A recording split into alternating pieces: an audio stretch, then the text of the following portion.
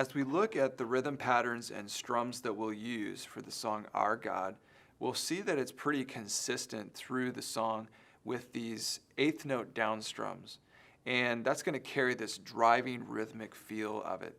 As you count the tempo 1 and 2 and 3 and 4, you follow that little eighth note feel 1 and 2 and 3 and 4 and 1 and 2 and 3 and 4 and 1 and 2 and 3 and 4 and 1. And you're just changing chords underneath that. That's going to carry about 90% of the song for you. Now, one thing to mention is to think of this song as a journey. Even though you're playing these consistent down strums, you don't want it to be all the same volume, all the same dynamic level.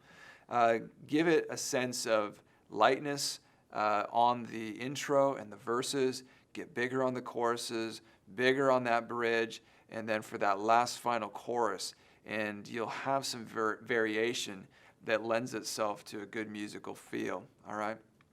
Now, sometimes to add some variety within that consistent down strum, you can put in an up strum towards the end of the measures. And by doing that, what I'm saying is 1 and 2 and 3 and 4 and 1 and 2 and 3 and 4 and 1. So it doesn't have to be much. And you can do that heavy or light, but that gives it some variety. Save that for a second chorus, second time through the verse. You've got something to work with. We want to look at the bridge now and to think now with those last few lines of the what could stand against us. And what we're going to do is same movement of chords, but we're going to miss our down strum on beat 1 as we play through these.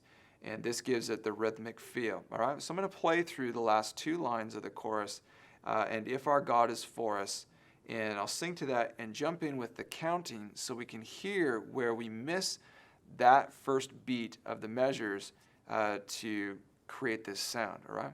So if we come in on the bridge, 1 and 2 and 3 and 4 and if our God is for us, then who could ever stop us? And if our God is with us, then what could stand? And 4 and 1 and 2 and 3 and 4 and 1 and 2 and 3 and 4 and 1 and 2 3 and 4 and 1 and 2 3 and 4 and it keeps doing that a few times.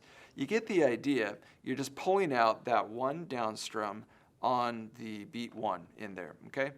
To help achieve that sound a little bit more, you got some options. You can let that last strum that you had before that ring out, or you can take the palm of your hand and dampen out the sound.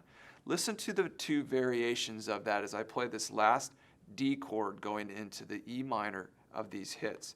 So if this is the D, this is going to be with that sound ringing out, okay?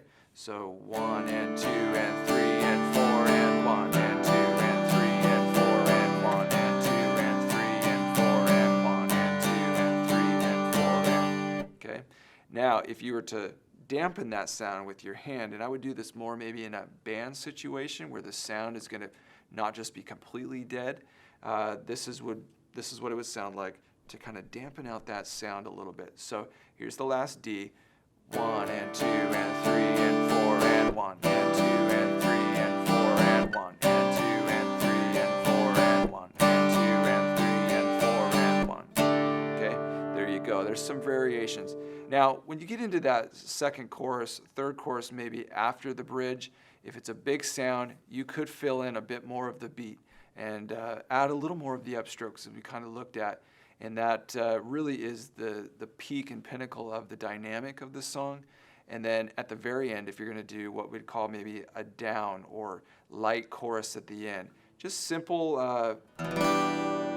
straight plucks on the notes to go down and out.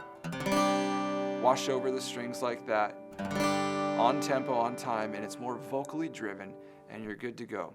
So there's the song Our God and some of the rhythm patterns and strums that can help carry the feel of this song.